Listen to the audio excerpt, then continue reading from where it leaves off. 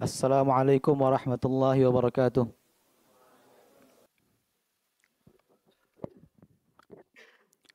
Innal hamdalillah nahmaduhu wa nasta'inuhu wa nastaghfiruh wa na'udzu billahi min shururi anfusina wa min sayyiati a'malina.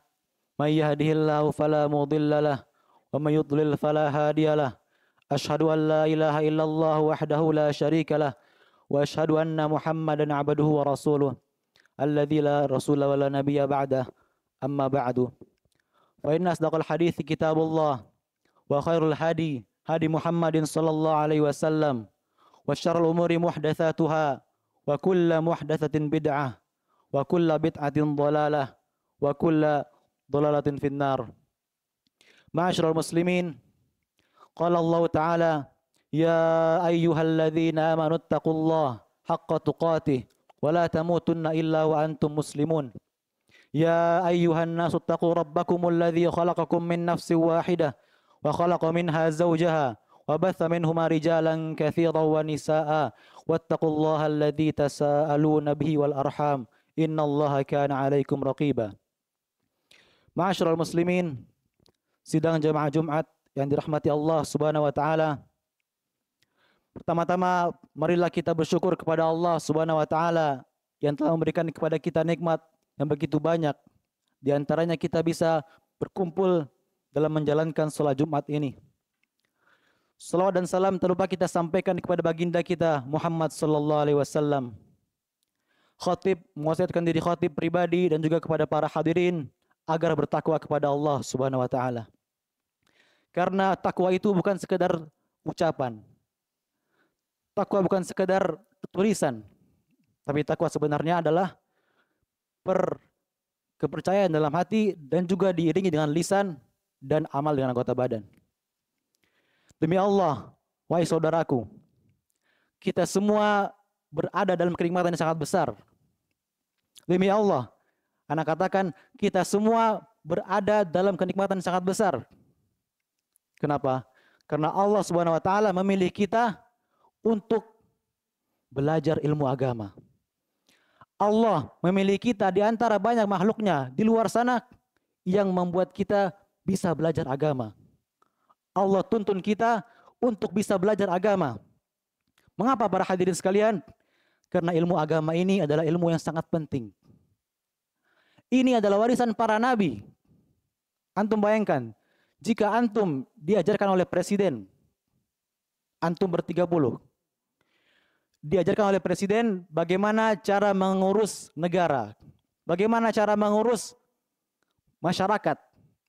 Tentu ketika antum belajar, antum bakal bangga. Antum akan ceritakan itu kepada teman-teman antum. Aku belajar dengan presiden langsung. Aku belajar ini dengan presiden. Tapi kenapa kita tidak bangga ketika ilmu yang kita pelajari ini adalah warisan para nabi? Ilmu agama adalah warisan para nabi. Nabi SAW mengatakan, innal anbiya lam yuwarrithu dinaran wala dirhaman. Sesungguhnya para nabi tidak meninggalkan dirham dan dinar. Karena harta yang ditinggalkan oleh para nabi adalah sedekah bagi kaum muslimin. Tapi wa innama warrathul ilm, akan tetapi nabi ini mewariskan ilmu. Ilmu apa? Ilmu agama, jemaah.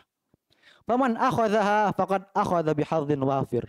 Barang siapa yang mengambil ilmu tersebut, maka ia telah mengambil suatu yang banyak. Oleh karena para hadirin sekalian, penting bagi kita untuk menikmati, mensyukur nikmat belajar ini. Para hadirin sekalian, Allah Subhanahu wa taala mengatakan dalam kitabnya bagaimana ilmu ini bisa mengangkat hewan yang hina. Antum bayangkan, seorang anjing karena dia menemani Ashabul Kahfi, ia menemani orang-orang soleh, menemani orang yang berilmu, ia disebutkan dalam Al-Quran, digandengkan dengan Ashabul Kahfi. Apa kata Allah? Wa kalbuhum basitun dzira'ihi bil wasid. Dan anjing-anjing mereka yang meletakkan tangannya ketika ia tidur. Perhatikan, bagaimana Allah mengangkat seekor hewan yang hina. Sebab apa? Karena ia menemani Ashabul Kahfi. Ia menemani orang yang berilmu, orang yang soleh. Yang kedua, Allah Subhanahu wa taala mengatakan, "Wa ma 'allamtum minal jawarihi mukallibin." Perhatikan. Allah menghalalkan buruan anjing. Anjing biasa ketika dia berburu, maka buruannya haram bagi kita untuk kita makan. Tapi ketika anjing tersebut diajarkan berburu, maka buruan tersebut boleh kita makan. Antum bayangkan bagaimana anjing yang diberikan ilmu derajatnya lebih tinggi daripada anjing yang tak berilmu. Jika ini dengan anjing, bagaimana dengan manusia? Tentu sangat benar kata Allah Subhanahu wa taala, "Hal yastawil ladzina ya'lamuna wal ladzina la ya'lamun?" Apakah sama? Apakah sama orang yang mengetahui dan orang yang tidak mengetahui? Oleh karena para hadirin sekalian, penting bagi kita untuk kembali meluruskan niat kita untuk belajar. Apa niat kita untuk belajar? Apakah kita hanya sekedar ikut kata orang tua saja? Karena kita di rumah bandel misalkan, orang tua suruh ke pondok saja kamu. Apakah itu niat kita belajar? Atau kita belajar hanya sekedar rutinitas saja? Hadir majelis, sudah pulang. Hadir majelis, sudah. Hanya sekedar rutinitas saja. Perhatikan para hadirin sekalian. Nabi SAW mengatakan, "Man yuridillahu bihi khairan yufaqihu fid din." Barang siapa yang Allah inginkan kebaikan, maka ia akan dipahamkan agama. Apa kata Muhammad bin Abdul Wahhab, Syekh? Ia mengatakan, "Idza ra'aita syabban yatatabba'u fi hilaqil ilm, fa'lam anna Allah yuridu bihi khairan." Jika engkau melihat pemuda yang ia pergi ke majelis ilmu, pulang pergi untuk belajar, maka ketahuilah bahwasanya Allah menginginkan kebaikan dari dirinya. Oleh karena para hadirin sekalian, penting bagi kita untuk kembali mengkaji apa sebenarnya niat kita untuk belajar. Apa sih sebenarnya niat kita untuk belajar? Dikatakan kepada Imam Ahmad bin Hanbal rahimahullah, apa niat belajar itu? Apa kata beliau? Tarfa'ul jahla an nafsik wa tu'alliman nas. Engkau niatkan untuk belajar, mengangkat kebodohan dari dirimu dan juga mengangkat kebodohan dari orang lain. Oleh karena para hadirin, berkata Syekh Shalih Al-Utsaimin dalam kitabnya, 4 niat yang ketika penuntut ilmu itu belajar karena ini, maka telah benar niatnya kepada Allah Subhanahu wa taala dalam belajarnya. Apa kata beliau? Yang pertama, mengangkat kebodohan dari dirinya. Karena kita belajar agar apa? Agar kita beribadah kepada Allah dengan basirah, di atas ilmu. Bukan sekadar ibadah saja. Kita ibadah dengan ilmu. Yang kedua, yarfa'ul jahla an ghairi, untuk menghilangkan kebodohan dari orang lain.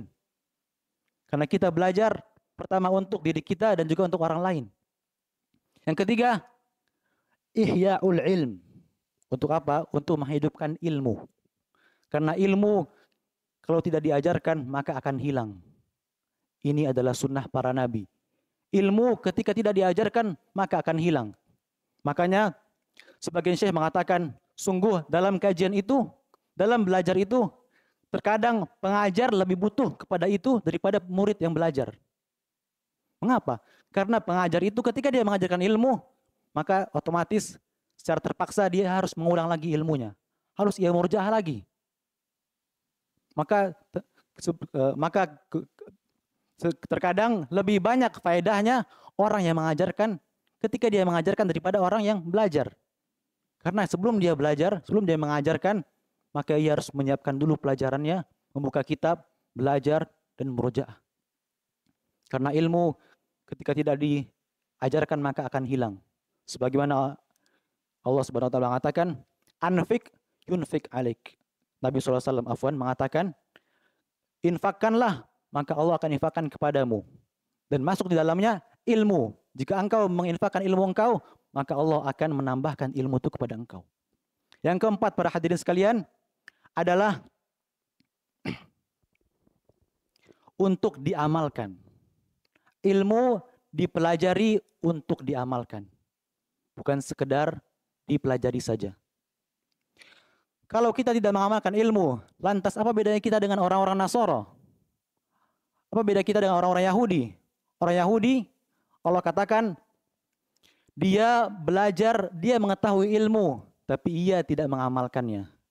Makanya orang Yahudi disebutkan dalam surat Al-Fatihah, Al-Maghdubi alaihim, yang dimurkai oleh Allah Subhanahu wa taala. Kenapa dimurkai? Karena ia mengetahui ilmu, ia memiliki ilmu, tapi tidak diamalkannya. Oleh karena para hadirin sekalian, coba kembali kita niatkan diri kita kembali untuk belajar. Apa sih tujuan kita untuk belajar di sini? Kembali kita niatkan diri kita. Kita semua ingin kembali kepada Allah dengan ilmu. Kita semua ingin kembali kepada Allah di atas ilmu, pahala jariah. Oleh karenanya, terkadang memang ada sebuah perkataan yang sangat bagus. Kathratul ihsas, kathratul misas, tumitul ihsas. Kebanyakan menyentuh, kebanyakan bertemu akan menghilangkan kesensitivitan. Maksudnya apa para hadirin sekalian? Antum bisa lihat, jika antum umroh, antum lihat orang-orang di sana yang tinggalnya di depan Masjid Nabawi atau Masjidil Haram, ia ketika sholat, tidak sholat di Masjidil Haram. Ia membentangkan tikarnya di depan tokonya. Kenapa seperti itu? Karena ia tiap hari sudah lihat Masjidil Haram. Ia setiap hari sudah melihat Masjidil Haram. Maka sudah hilang rasa rindu kepada Masjidil Haram. Jangan sampai kita belajar, karena kita tiap hari belajar ini, belajar ilmu, jadi kita tidak merasakan lagi apa nikmatnya ilmu. Sudah seperti rutinitas saja. Jangan sampai kita belajar, tapi kita hilang apa sih rasanya ilmu itu, kenikmatan ilmu tersebut. Oleh karena para hadirin, kembali Anda tekankan kepada diri Anda pribadi dan juga para hadirin, agar belajar untuk menghilangkan kebodohan dari diri kita dan juga menghilangkan kebodohan dari orang lain dan juga untuk menjaga ilmu ini agar tidak hilang. Dan yang keempat, agar kita beramal dengan ilmu ini. Aqulu qouli hadza wa astaghfirullah li wa lakum. Astaghfiru innahu wal ghafurur rahim.